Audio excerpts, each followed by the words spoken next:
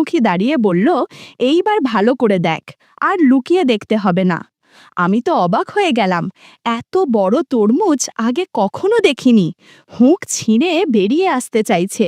সেদিন ক্ষেতের মধ্যে যা হলো তা কোনো দিন ভুলব না। আমার নাম বাবুয়া, সবাই আমাকে বাবু বলেই ডাকে।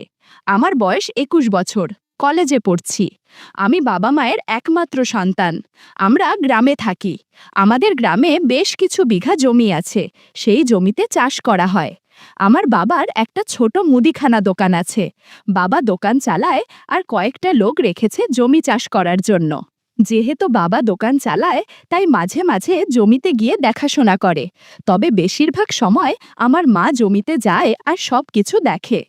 আমি পড়াশোনা করছি, তাই জমির চাষবাস নিয়ে মাথা ঘামাই না। অল্প বয়স থেকেই বিবাহিত মহিলাদের প্রতি আমার একটু দুর্বলতা আছে। এমনি একজন হচ্ছে মিতা মাসি, বয়স ৪০ বছর হবে। মিতা মাসির ২ মেয়ে। ২ বছর আগে এক মেয়ের বিয়ে হয়ে গেছে, আর এক মেয়ের বয়স ২০ বছর। গরিব বলে মিতা মাসির মেয়ের লেখাপড়া হয়নি, তাই বাড়িতেই থাকে আর সব কাজকর্ম করে। মায়ের মুখে শুনেছিলাম যে মিতা মাসির স্বামী নাকি লাল পানি খেয়ে মাসিকে খুব মারধর করত। তাই মাসি ওর স্বামীকে ছেড়ে ২ মেয়ে নিয়ে বাপের বাড়িতে চলে এসেছে। তারপর থেকে মাসি বাইরে কাজ করে সংসার চালায়। এখন মাসি আমাদের জমিতেই সারা বছর কাজ করে। মাসিকে দেখতে সুন্দর না হলেও চেহারাটা দেখার মতো। গায়ের রং চাপা হলেও বেশ আকর্ষণীয়। মাঠে কাজ করার সময় অনেক লোকই তার দিকে তাকিয়ে থাকে। গাছের তরমুজ খুবই সুস্বাদু, যে কেউ খেতে চায়। একদিন বেলা ১১টার সময় একটু ব্যাগে কিছু সার দিয়ে মা আমাকে জমিতে যেতে বলল। আমি মায়ের কথা মতো ব্যাগটা নিয়ে জমিতে যাই। জমিতে গিয়ে দেখলাম ৪ জন কাজ করছে। ৪ জনের মধ্যে ৩ জন গ্রামের লোক আর মিতা মাসি। গরমকাল, খুব গরম পড়েছে, তাই ৪ জনেই ঘেমে এক আকার হয়ে গেছে। আমাকে দেখে মিতা মাসি হেসে বলল, আরে বাবু, কি ব্যাপার, তুই এখানে? আমি বললাম, মা আমাকে পাঠালো, এই ব্যাগে সার আছে, নিয়ে এসেছি। মাসি বলল, আরে সার নিয়ে আসতে হবে, সেটা তো তোর মা আমাদের বললেই গিয়ে নিয়ে আসতাম, তাহলে তোকে এই রোদে কষ্ট করে হেঁটে নিয়ে আসতে হতো না। মাসি এসে আমার হাত থেকে ব্যাগটা নিয়ে একটা কাজের লোককে ডেকে সার দেবার নিয়ম সব বুঝিয়ে দিল। আমি বললাম, তাহলে এবার আমি যাই? মাসি বলল, এত দূর থেকে হেঁটে এসেছিস, এক্ষুনি যেতে হবে না, যা ওই গাছের নিচে বসে একটু বিশ্রাম নিয়ে তারপর যাবি, বলে আবার জমিতে নেমে গেল। আমি একটা বড় গাছের নিচে ছায়াতে গিয়ে বসলাম। আমি যেখানে বসেছে তার একটু দূরেই মাসি কাজ করছে। মাসি এখন একটা কম দামি পাতলা সিল্কের শাড়ি পরে আছে, কোমরে একটা গামছা বাঁধা। মাসির ব্লাউজটাও বেশ পুরনো মনে হচ্ছে দেখে। মাসি কাজ করছে আর আমি মাসির দিকে তাকিয়ে আছি। হঠাৎ মাসি মুখ তুলে আমার দিকে তাকিয়ে দেখল, আমি তার দিকেই তাকিয়ে আছি। এরপর মাসি মিচকি হেসে আবার কাজ করতে লাগলো। আমি অবাক হয়ে গেলাম, কারণ আমি যে তরমুজ দেখছি সেটাতে মাসির কোনো ভ্রুক্ষেপই নেই, যেন মনে হচ্ছে কিছুই হয়নি। বন্ধুরা, কিছু বিষয় ইউটিউবের করা নিয়মের কারণে সরাসরি বলা যাচ্ছে না। তোমরা কমেন্টে দেয়া লিংক থেকে আমার ওয়েবসাইট ভিজিট করো, সেখানে একদম খোলামেলা গল্প দেয়া আছে। একটু পর মাসি আমার কাছে আসলো বিশ্রাম নেয়ার জন্য। মাসি বলল, কিরে, কি দেখছিলি ওভাবে? মাসির কথা শুনে একটু অস্বস্তিতে পড়ে গেলাম। কিছুই বলতে পারছিলাম না, শুধু আমতামতা করছিলাম। মাসি বলল, কেমন দেখতে? আমি সাহস করে বললাম, ভালোই, তবে পুরোটা তো দেখতে পাইনি। মাসি বলল, ওরে বাবা, ছেলের আবার পুরোটা দেখার শখ। আমি বললাম, তরমুজ ভালো হলে সবাই পুরোটাই তো দেখতে চাইবে। মাসি হেসে বলল, তুই পুরোটা দেখবি নাকি? মাসির কথা শুনে আমি অবাক হয়ে তাকিয়ে রইলাম। মনে মনে ভাবছি যে মাসি কি সত্যিই আমাকে দেখতে দিবে? আমি বললাম, এখানে দেখব কিভাবে? মাসি বলল, তোদের অন্য একটা জমিতে চল, ওই দিকটায়। আমি খুশি হয়ে বললাম, হ্যাঁ হ্যাঁ চলো, আর অপেক্ষা করতে পারছি না। এরপর মাসি কাজের লোকগুলোকে উদ্দেশ্য করে বলল যে আমি বাবুকে নিয়ে পাশের ধান ক্ষেতটা দেখাতে যাচ্ছি, ততক্ষণ তোমরা কাজ করো, একটু পরেই আমরা চলে আসব। লোকগুলো বলল, আচ্ছা দিদি, যাও, আমরা কাজ করছি। মাসি আমার সামনে হেঁটে যাচ্ছে আর আমি পিছনে। মাসির হাঁটার স্টাইল আমার খুব ভালো লাগছিল। ১০ মিনিটের মতো হাঁটার পর আমরা একটা জমির মাঝখানে চলে এলাম। এই জমিতে এত বড় বড় ধান গাছ চাষ হয়েছে যে দূর থেকে বোঝা যাবে না যে এই জমির ভিতরে কেউ আছে। যাই হোক, মাসি আমার থেকে কিছুটা দূরে মুখামুখি দাঁড়িয়ে বলল, এই দেখ। আমি ক্ষেতের তরমুজ দেখে অবাক হয়ে গেলাম। এত বড় তরমুজ আগে কখনো দেখিনি। তরমুজ অনেক ফর্সা ছিল। মাসি তরমুজ দেখাতে দেখাতে বলল, আগে বল, এইসব কথা কাউকে বলবি না তো? আমি বললাম, না না, কাউকে বলবো না, সত্যি বলছি। আমি এক দৃষ্টিতে তাকিয়ে আছি দেখে মাসি হেসে বলল, এই বাবু, কেমন লাগছে তরমুজগুলো? আমি বললাম, অসাধারণ মাসি, কোনো কথা হবে না। মাসি বলল, তোর তো ক্ষুধা লেগেছে, কিছুই খাসনি, এই তরমুজগুলো খেয়ে নে। আমি আর কথা বাড়ালাম না, আস্তে আস্তে তরমুজ খেতে শুরু করলাম। ৩০ মিনিটের মতো আমরা আড্ডা দিয়েছি। মাসি বলল, না আর এখানে থাকা যাবে না, অনেকক্ষণ হয়ে গেছে এসেছি, কেউ এসে পড়লে সমস্যা হয়ে যাবে, এবার চল। এরপর আমি আর মাসি জমির থেকে রওনা দিলাম। আগের জমিতে ফিরে এসে দেখলাম সেই লোকগুলো আগের মতোই এক মনে কাজ করছে। মাসি লোকগুলোকে উদ্দেশ্য করে বলল, আচ্ছা ভাই, অনেক কাজ হয়েছে, এবার সবাই বাড়ি চলো, গিয়ে খেয়ে আসি, বাকি কাজ পরে হবে। মাসির কথা শুনে সবাই একসঙ্গে জমি থেকে উঠে বাড়ির দিকে চলে গেল। আমিও সারের ব্যাগটা হাতে নিয়ে বাড়ির দিকে রওনা দিলাম। মাথার উপরে সূর্য দাঁড়িয়ে আছে। বাড়ি ফিরে স্নান করে দুপুরের খাবার খেয়ে নিলাম। এর মাঝে কয়েকদিন কেটে গেল। একদিন মার কাছ থেকে জানতে পারলাম মাসি অসুস্থ হয়ে পড়েছে। তার ছোট মেয়েও বাড়িতে নেই। তাই মা আমাকে মাসির দেখাশোনা করার জন্য যেতে বলল। কথা মতো আমিও চলে গেলাম মাসির বাড়িতে। বুঝলাম মাসি রাগ করেছে কয়েকদিন দেখা না করার কারণে। মাসিকে ওষুধ দিয়ে বললাম, খেয়ে নাও। মাসি কোনো কথা বলছে না। মাসির মুখের দিকে হাত নিয়ে মুখ ঘুরিয়ে বললাম, তুমি যদি ওষুধ না খাও আমি চলে যাব, আর আসব না। মাসি দেখলাম আমার হাত থেকে ওষুধ নিয়ে খেয়ে নিল। আর কোনো কথা হলো না। হঠাৎ বাসার কলিং বেল বেজে উঠল। আমি গিয়ে দরজা খুলতেই দেখি মাসির বয়সী এক মোটা মহিলা। মহিলাকে দেখে চিনলাম না, তাই জিজ্ঞেস করলাম, কাকে চাই? উনি বললেন, মিতা নেই? আমি আছি বলে ওনাকে ভেতরে আসতে বললাম। গিয়ে মাসিকে বললাম, এক মহিলা এসেছে। মাসি দেখলাম ওড়না ঠিকঠাক পরে বলল ভেতরে নিয়ে যেতে। আমি গিয়ে ওই মহিলাকে বললাম, মাসি আপনাকে ভেতরে রাখছে। উনি যাওয়ার সময় ওনাকে ভালোভাবে দেখলাম, বেশ স্বাস্থ্যবান, শাখা সিঁদুর নেই। উনি ভেতরে ঢুকতেই বলে উঠল, ও মিতা, কেমন আছিস? উনি মাসিকে শোয়া অবস্থায় দেখে জিজ্ঞেস করল, মাসির কি হয়েছে? মাসি বলল, কলতলায় পড়ে গিয়ে কোমরে সামান্য ব্যথা পেয়েছে। আমি মাসিকে বললাম, তোমরা কথা বলো, আমি টিভি রুমে আছি। এই বলে টিভি রুমে গিয়ে সাউন্ডটা বাড়িয়ে দিয়ে মাসির রুমের সামনে এসে ওদের কথা শুনছিলাম। রিনু মাসি বলল, ছেলেটা কে রে মিতা, আগে তো দেখিনি। মিতা মাসি আমার কথা সব বলল, কিন্তু মাসিকে সেদিন খান ক্ষেতের ঘটনা বলল না। রিনু মাসি চুপি চুপি বলল, ছেলেটা কিন্তু হ্যান্ডসাম, আমি হলে তো কবেই বন্ধুত্ব করে ফেলতাম। আসলাম অনেক দিন পর তোর সাথে গল্প করতে, আর তুই কিনা বিছানায় পড়ে রইলি, আমার মনটা কেমন যেন করছে। মিতা মাসি বলল, তোর মুখে কিছুই আটকায় না, ওর অবয়স খুব বেশি না, আর আমি ওকে দিয়ে কিছু করাবো না, জানাজানি হলে কি হবে ভেবেছিস? রিনু মাসি বলল, কেন, ওর কি ক্ষমতা নেই? ওকে দেখে তো মনে হচ্ছে ভালোই শক্তিশালী।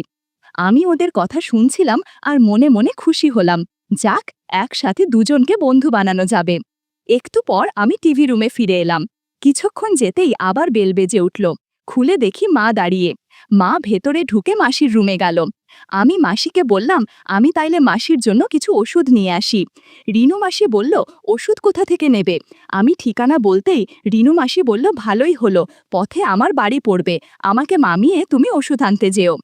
বাড়ি থেকে বের হয়ে ট্যাক্সি না পেয়ে রিকশা নিলাম। মাসির কারণে রিকশাতে দুজনের বসতে একটু কষ্ট হচ্ছিল, আর মাসি তা বুঝতে পেরে কোনো মতে চাপাচাপি করে বসল। মাসি আমার সাথে কথা বলতে লাগলো, কি করি না করি এইসব। মাসির কথা থেকে জানতে পারলাম মাসির স্বামী গত হয়েছে প্রায় ৮ বছর। এক ছেলে এক মেয়ে, দুজনই বিবাহিত। ছেলে দেশের বাইরে পড়াশোনা করতে গিয়ে ওইখানে বিয়ে করে সেটেল হয়েছে, আর মেয়ে শ্বশুর বাড়ি থেকে এসে দেখে যায় বাড়িতে একটা কাজের মেয়ে রয়েছে যে সব কিছু করে দেয়। মাসির হাবভাব তেমন একটা ভালো লাগছিল না। রিকশায় ভালো করে বসার বাহানায় জাদুর লাঠিতে বারবার ধাক্কা দিচ্ছিল। কিছুক্ষণ পর মাসি বলল, আমি সামনেই নেমে পড়ব, যদি কিছু মনে না করো তাহলে তোমার নাম্বারটা দেবে, যদি কোনো প্রয়োজন হয় তাহলে তোমাকে ফোন করব। কি আসবে তো এই মাসির বাড়িতে? বললাম, যদি সময় পাই তো অবশ্যই যাব। আর মনে মনে বললাম, তোমার সেবা যত্নও করব। মাসিকে নাম্বারটা দিলাম। মাসি আমার নাম্বারটা নিল। কিছু দূর যেতেই মাসি রিকশা থামিয়ে নেমে গেল। মাসিকে বিদায় জানিয়ে আমি রিকশাতে ওঠার পর মাসির দিকে তাকাতেই কেমন জানি অদ্ভুত চাহনি দিল চোখে মুখে। হাত নেড়ে বিদায় জানালাম। রিকশা চলতে থাকলো, আর আমি কিছুক্ষণ আগে ঘটে যাওয়া মুহূর্তগুলো ভাবছিলাম। রিকশা ফার্মেসির সামনে দাঁড়ালো। আমি ভাড়া মিটিয়ে মাসির জন্য সব ওষুধ কিনে নিলাম। ফার্মেসি থেকে বের হয়ে মাসির বাড়ির উদ্দেশ্যে রওনা দিলাম। মাসির বাড়িতে এসে বেল টিপতেই মা দরজা খুলে দিল। মাসিকে ওষুধপত্র সব বুঝিয়ে দিয়ে আমি আর মা বাড়ি ফিরে এলাম। পরের দিন রিনু মাসিকে ফোন করলাম। জানতে পারলাম কাল কাজের মেয়ে ছুটি দিবে। আমাকে নিমন্ত্রণ করেছে ভাপা পিঠা খাবার জন্য। মনে মনে ভাবলাম, যা করার কালকেই করতে হবে। আগে থেকেই 5টা বেলুনের প্যাকেট কিনে নিলাম। পরের দিন সকালে নাস্তা খেয়ে জিমে চলে গেলাম। ভালোভাবে খেলার প্রস্তুতি নিতে হবে। জিম করে ফ্রেশ হয়ে দুপুর 12টায় বেরিয়ে পড়লাম রিনু মাসির বাড়ির উদ্দেশ্যে। আমার পকেটে আগের দিনের কেনা বিদেশি বেলুন। আধা ঘন্টার মধ্যেই রিনু মাসির বাড়িতে গিয়ে পৌঁছলাম। কলিং বেলের আওয়াজ শুনে রিনু মাসি এসে হাজির। বেশ সেজেছে দেখছি। চুল ছেড়ে রেখেছে, সাদা শাড়ি পরেছে, টাইট ব্লাউজ, ঘরোয়া বৌদির মতো দেখতে লাগছে। রিনু মাসি বলল, কেমন দেখাচ্ছে বলো? আমি বললাম, বাহ, বেশ লাগছে তো আপনাকে। অনেকটা কম বয়সী মেয়েদের মতো লাগছে আপনাকে। মাসি একটু লাজুক সুরে বলল, উফ, কি যে বলো না। আমি সহজ হওয়ার জন্যে এমন হাবভাব করছি, যেন মনে হয় আমি মিশুক স্বভাবের মানুষ। নিজেকে স্বাভাবিক রাখার আপ্রাণ চেষ্টা করে যাচ্ছি। ঘরটা বেশ ছিমছাম, রুচির ছাপ আছে। মাসি বলল, এই বাবু, তুমি চা খাবে তো? আমি মজা করে বললাম, না খেয়ে গেলে হবে না। মাসি হেসে বলল, এখন থেকে তুমি মাঝে মাঝেই আসবে নিশ্চয়ই খেতে। মাসির চোখে দুষ্টুমি আর কৌতুক মেশানো হাসি। একটা অদ্ভুত হাসি চেপে বলল, সময় নিয়ে এসেছ তো, নাকি শুধু খাবার খেয়েই চলে যাবে? আমি না বুঝে জিজ্ঞেস করলাম, কেন জিজ্ঞেস করছেন? মাসি বলল, না, আমি ভাবলাম প্রথম দিন এলে তাই আর কি। বুঝতে পারলাম মাসি আমার উদ্দেশ্য আমার মুখ থেকে শুনতে চাইছে। আমি বললাম, এই দুপুরবেলা ভাপা পিঠা আর জাম্বুরা খেতে চাই। আমি নিজের কানকেই বিশ্বাস করতে পারছি না যে এরকম পরিবেশে বসে একটা মহিলার সাথে এইভাবে কথা বলছি। কিন্তু যা বলছি সজ্ঞানেই বলছি। তাই সরাসরি নিজেই চলে এলাম প্রসঙ্গে। অন্তত খাবার খেয়েই চলে যেতে চাই না। কেউ দেখুক আর না দেখুক, কেউ জানুক আর না জানুক, আজ খাবার খেয়েই যাব। মাসি বলল, বাব্বা, এত তাড়া কিসের? তোমার জন্য অনেক খাবার আছে। কথাটা বলে মাসি আমার সামনে বসল আর ভাপা পিঠা এগিয়ে দিয়ে বলল, আস্তে ধীরে খাও। ভাপা পিঠা কম করে হলেও 4 কেজি করে হবে। 1 ঘন্টার মতো খাওয়া দাওয়া করলাম। তাছাড়া মাসিকে জাদুর লাঠি দিয়ে আশীর্বাদও করেছি। কিছুক্ষণ পরে ফ্রেশ হয়ে বাড়ির পথে হাঁটা দিলাম। অনেক ক্লান্ত লাগছিল বলে কখন ঘুমিয়ে পড়েছি তার খেয়াল নেই। পরের দিন সকাল থেকেই মাসির কথা মনে পড়ছিল। কোনো উপায় পাচ্ছিলাম মাসির কাছে যাবার। এমন সময় আসে বলল, সে হাতে ব্যথা পেয়েছে, যে কারণে বাড়ির কাজ ঠিক মতো করতে পারবে না। এজন্য মিতা মাদিকে কয়েক দিনের জন্য আমাদের বাড়িতে কাজ করার জন্য থাকতে বলবে। মায়ের কথা শুনে মন খুশিতে নেচে উঠল। ধান খেতে সেদিনের ঘটনার পর থেকে তেমন কিছুই করার সুযোগ হয়নি। তাই যখনই বাড়িতে কথা হচ্ছিল যে মিতা মাসিকে কাজের জন্য বাড়িতে থাকতে বলবে, আমি সবার আগে দায়িত্বটা নিজের ঘাড়ে নিয়ে নিলাম। তাতে করে আমি ওনাকে আরও কাছে থেকে দেখার সময় পাব। মাসি আসত প্রায় 7টা নাগাদ। 4 ঘন্টা কাজ করে চলে যেত। তারপর মাসি আবার বিকাল 5টায় এসে বাকি বাসন মেজে রেখে চলে যেত। মায়ের কাজ কমে যাওয়ায় মা মোটামুটি 8টা পর্যন্ত ঘুমাতো। আর বেশিরভাগ দিনই আমি সকালে বেল বাজলে গিয়ে গেট খুলে মাসিকে ভিতরে আসতে দিতাম। ইশারায় ইশারায় অনেক কথা হতো মাসির সাথে, কিন্তু ভালো সুযোগ হয়ে উঠছিল না। প্রতিদিনই দেখতাম মাসি এসেই আমার ঘরটা সবার আগে মুছত, মানে বাড়ির কেউ ওঠার আগেই। মাসি একটু অগোছালো হয়েই থাকতো। আমি বুঝতে পারতাম আমার জন্য এরকম হয়ে থাকে। সে যখন ঘর মুছত, আমি এক দৃষ্টিতে তাকিয়ে থাকতাম। মাসি আমাকে দেখে মুচকি মুচকি হাসত। একদিন মাসিকে বললাম, সেই কবে জাম্বুরা খাইয়েছ, আর তো দিলে না। মাসি বলল, ইস, খুব শখ হয়েছে বাবুর।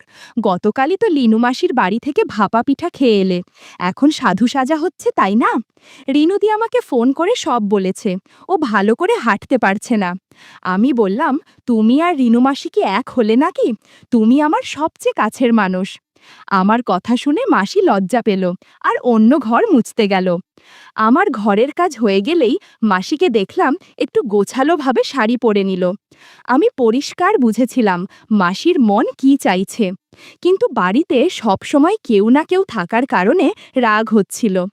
এদিকে জাদুর লাঠিও কেমন যেন করছে।